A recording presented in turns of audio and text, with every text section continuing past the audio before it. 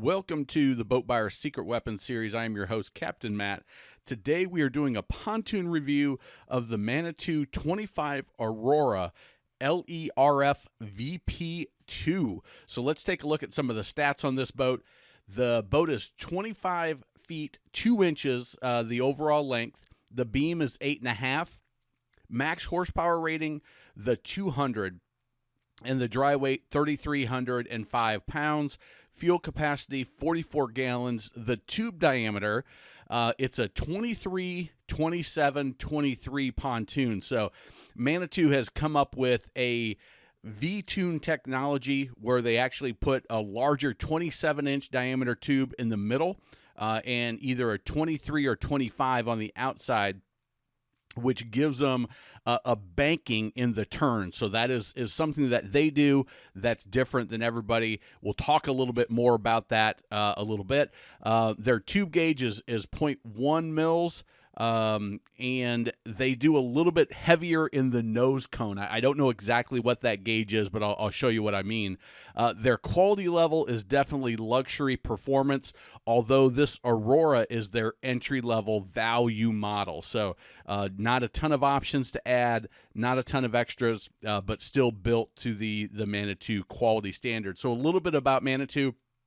They were started in 1985 in Lansing, Michigan. I believe it was by the Van Wegenen family. I haven't confirmed that, but I believe that's correct. Located in Delta Township in 95, they moved there, and then BRP, or Bombardier Rec Products, acquired them in 2018. Now, BRP owns Alumacraft Telwater, which is an Australian brand, Rotax, which is the motors that you'll find in the Sea-Doos, Can-Am, Ski-Doos, and Link snowmobiles. And then they were also the owners of Evinrude BRP, which they discontinued and shut that brand down in 2020 after being one of the premier brands in the industry. I think that was more to do with the two-stroke technology than anything about BRP. So right now, Scott Van Wegenen is still running the business as far as I can tell, although BRP acquired it 3 or so years ago, 2-3 years ago. He is still running the business and the go-to-market strategy according to everything I could find. And they are built just outside of Lansing, Michigan in Watertown Township. And their big focus is performance, luxury, and they've got that patented V-toon technology, which I'll show you a little bit more about. Their warranty, they've got a limited lifetime warranty on the decking structure and pontoon, so that plywood decking down, and 7 years bow to stern, but only 5 years on the furniture, the vinyl, the bimini, the fabric, the carpet, and the mooring cover. So that 7 years, I'm going to say, is on the stereo, the gauges, and those types of things. And it is something that you want to check the full warranty. And again, if you've listened to my videos and any of these boat reviews, the dealer that you buy your boat from is almost as important as the warranty. The way they handle warranty, the relationship they have with the manufacturer, and how well that manufacturer actually stands behind the warranty versus any weasel clauses. So you definitely want to do some talking with your dealer about how many of these boats they sell, what their relationship is like, how long they've been with them, and what their warranty process is, because that will all come into play if you have a warranty claim. So this is the actual boat that I inspected, the 25 Aurora. And if you look, it is a triple toon. And on the Aurora package, the toon length comes out a little bit further than the decking. So we talked about the overall length. That's going to include this couple of inches that you don't have the decking on. So that's the way they do it. They've got these really nice splash guards around. We'll take another look at it, but I just wanted to show you how that comes out. For me, not a big deal. If you're going to hit a dock, you're going to hit those toons first, but they're nice and strong. And again, I mentioned that they use a little bit thicker aluminum there. If you do have kids that are jumping off the bow, they just have to get used to hey, there's that little bit sticking out, and shouldn't be an issue, but something to consider. Now, this boat is the exact one I looked at. It had the 200 Mercury on it, and you can see the options that were listed, as well as the upgrades on the pricing. We'll give you the total pricing at the end here. So the layout of this boat, I love the layout.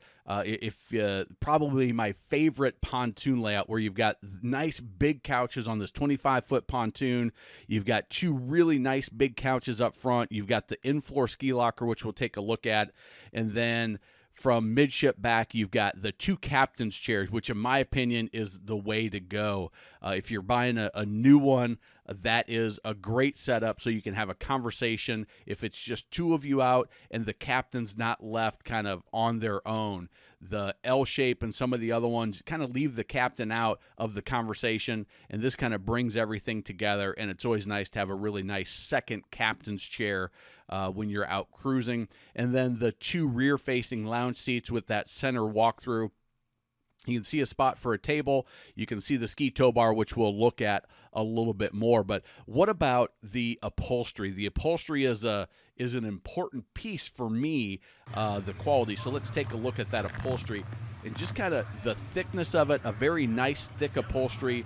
The seams are done real well, double stitched in some of the areas. And I always like to pull those seams apart, kind of see how tight that stitching is. And then another textured surface right there that is nice and thick and durable. So I think they did a really great job on their furniture, something that in this Aurora package, being their value model within the whole lineup, is still very, very nice upholstery and very nice furniture. Now, one of the things I was a little disappointed about, they've got nice hinges. Kind of that's the standard hinge that you're going to see on most pontoon seats. It's going to be nice and durable, but this exposed wire, I was kind of disappointed to see that in this model. It is their value line, but the screws are exposed. You've got some sharp screw heads coming through here, and that was a little bit disappointing. But the full rotomold plastic seat bases, you can see the drainage channel, which is nice. And then the in-floor ski locker, they've got a really nice heavy-duty gas assist strut to hold that up. You've got the, you see that little seal right there, which means it's not going to be rattling. Just little things like that, having good solid seals, nice gas assist, it makes it, for the life of the boat, it's just going to be less little ticky-tacky things going to drive you crazy. A rattle here, a hatch that slams on your finger. So they do a really nice job on some of those little details. The helm, a nice, just standard, basic fiberglass helm. I'm not one for the cockpit-looking helms that some of the boats are going to. I like just a nice, functional helm. You've got everything you need. You do have the Garmin screen, which is going to give you your chart plotter and depth finder and things like that. You've got your switches for your nav lights, your accessories, your stereo, your horn. You have your Fusion stereo with a couple of, one of them was a USB, two USB jacks, and the other was a cigarette lighter, a cup holder that's accessible. They really made it a point in this Aurora to put a bunch of cup holders in the boat, which a lot of the value line models kind of skimp on, is putting cup holders there. And then you can see your Mercury controls. In 2021, you're going to find the Mercury engines on. Prior to that, they were putting Evinrudes on, of course, being their company. But they've switched over to Mercury now that they've shut down the Evinrude line. Now, taking a look here, this is the hatch under the helm. So you've got a nice latch there. It was a plastic door, which I still thought looked nice. They did a good job on that. And then I just wanted to show you, this has the power steering, so you can see that mechanism, and you see how nice everything is kind of dressed back, wire tied up in a really clean look. And then you can see the unfinished fiberglass here. So on the exterior, it's finished. On the interior, it's just that rough fiberglass, which again is okay. You're probably going to throw a cooler under there, throw some bags of towels maybe, or snacks or things like that. So that I'm not too too concerned about that, especially on the value pontoon. And then again, you can see the power steering fluid pump, which is right here, which makes running that 200 horsepower Mercury a little bit easier.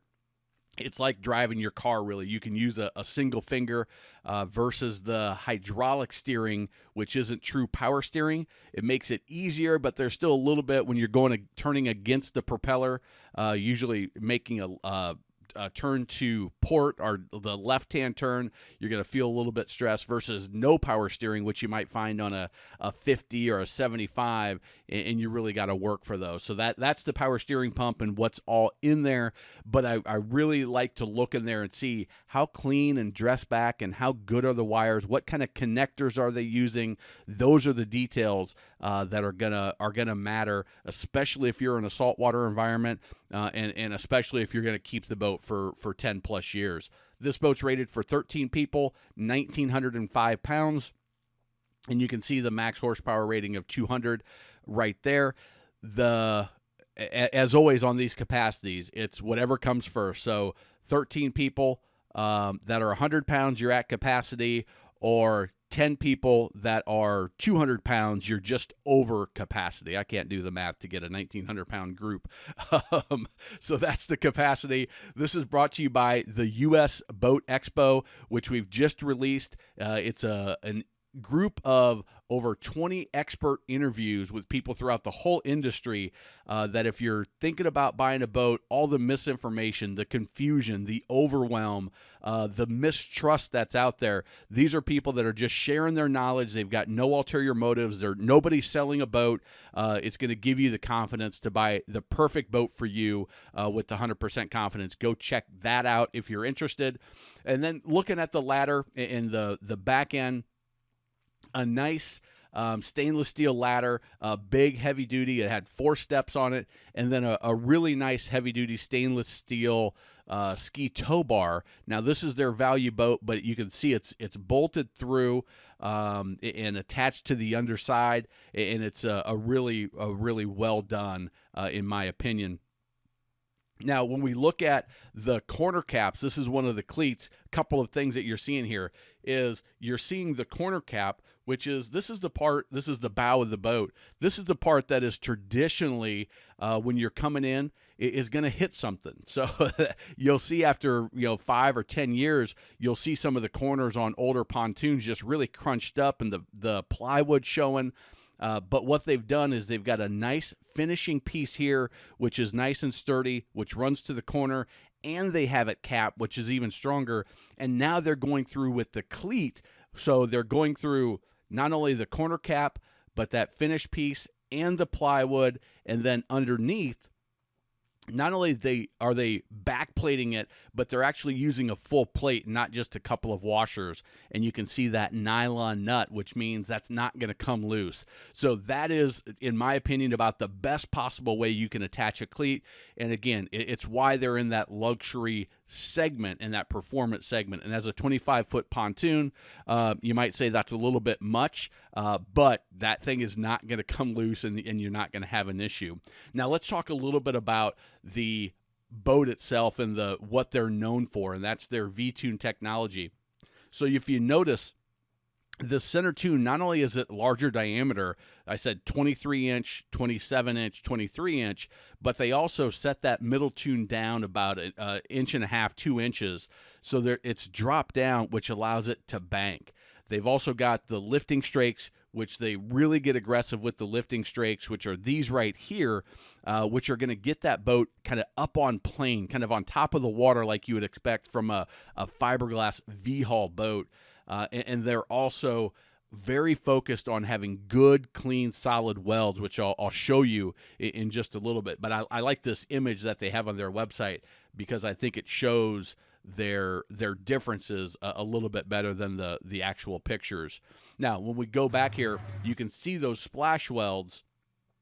And a couple of things that I like about those, I think this picture shows a little bit better, is you've got these little ridges here, which are going to kind of get the boat up in water, keep that splash down. But these here, they've got that finishing piece on the edge, which means that it's gonna, if the kids are monkeying around by the boat, they're at some point somebody's gonna grab onto that, and it's a nice and smooth finish on that fin right there. And also it goes all the way around, and it's really going to keep the inside of the boat dry. And then you can also see that drop, how they're dropping that down. It's actually more than an inch and a half. That looks about like 3 inches there, and they're dropping that down, which means that you're going to get even more banking, and that's really where they focus, is on that performance.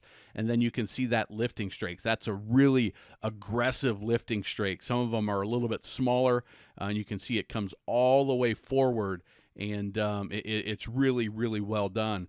Now, we'll look at the under construction, but you can see it's got the aluminum skin, which almost anything today over a 90 horse or even a 115 is going to have that aluminum skin, so you can't see a whole lot, but I've got an image that will show you that the lady at the boat show provided me.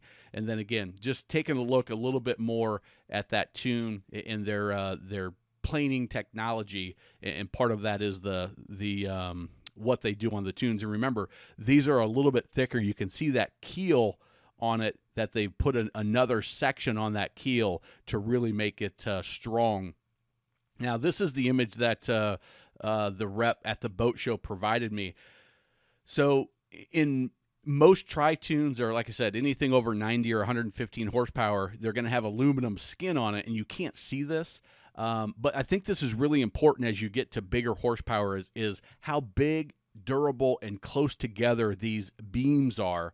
They are, they're using extruded aluminum, which means that it's shot through a mold, and then it's cooled, and that's the shape of it, versus bent aluminum, where they shoot a sheet out and then they bend it to the shape that they want. You know, if you've ever looked at a tin can and kind of crinkled it a couple times, every crinkle, it weakens that aluminum. So the extruded is a little bit stronger. That's how they build their hat channels. You can see right here that hat channel and the thickness, that's an extruded aluminum. And then you'll notice that they keep them close together in the rear, where all that torque from the engine is going to be. In the middle, where they've got the ski locker and they kind of lose some strength, they put an extra couple. And then up in the bow, they still have a full length section up in the bow that's going to go across and keep everything nice and sturdy. Now, from what they say on average they use more cross members than any other builder. I don't know if that's accurate or not, but that is a good looking structure. I would say probably the best, in my opinion, that I've ridden on is Barletta. They use the heaviest and most sturdy material that I've seen in the marketplace, but the Manitou was really close in my opinion. So if you're looking at buying a boat, you can grab the Boat Buyer's Secret Weapon Toolkit. All of these that I'm walking through here, you'll find questions to ask dealers, checklists to help you evaluate your own boats, and do exactly what I'm doing on the exact boat you're looking at. Here's another image of that cross-member structure that, again, you can see how close they are together. In the middle, where that torque isn't as much, they've got, they're spaced a little bit more, and then real close together back by the engine pod. Again, that's where most of the torque's going to be. This is where the torque's going to be for hitting rough chop. So they keep those members close together where they need it, and space them out a little bit more where it's not as necessary. So looking at the transom, you can see that aggressive strake down here, that little pie-shaped piece, which is part of the planing technology. You can see how the ski tow bar is mounted, and just a sharp look all the way around, and then the heavy-duty gauge of that engine pod. Here's a little bit better look at the gauge of the pod. You can see how thick that aluminum is right there. But these were some of the best welds. I bet I looked at 50 pontoons at the boat show, and these were some of the best welds that I did see. So they're right on the money. And why is that important? Well, a good weld is going to hold better and last longer than a poor one. So if you watch some of the other videos, you can see other welds. I took pictures of most of them. and just not as clean, not as uniform. It's important on the tubes because if there's a poor weld, then even a little pinhole is going to let water in that tube, slow down your performance, potentially be very problematic. If it's on here on the engine pod, it's a poor weld. Well, it's going to break. That weld's going to crack, and eventually you're going to have structural issues with the boat. And all pontoons are welded, and the better the welds, the better durability of that pontoon. And I think it's so important to Manitou because they focus on performance. So it would be a terrible thing if they focus on performance and luxury and their welds were crap and they had issues 5, 10, 20 years down the line. Here's another weld. And again, if you just look how uniform, they call it laying dimes. If you're into welding, which I am not, but I did some research on welds as I was putting this together, and just nice and solid and uniform. I don't know if they're using robotics to do this or if it's a individual doing it, but like I said, those are the most uniform welds I saw at the show. So overall, Manitou put a great product together, a very well-built boat for their value model. You're looking at MSRP on this boat was $60,946, and that is with the 200 Mercury. Yeah. They had it discounted down to $53,695 at the show. Now, it does have the Mercury 200 on there, so that's included.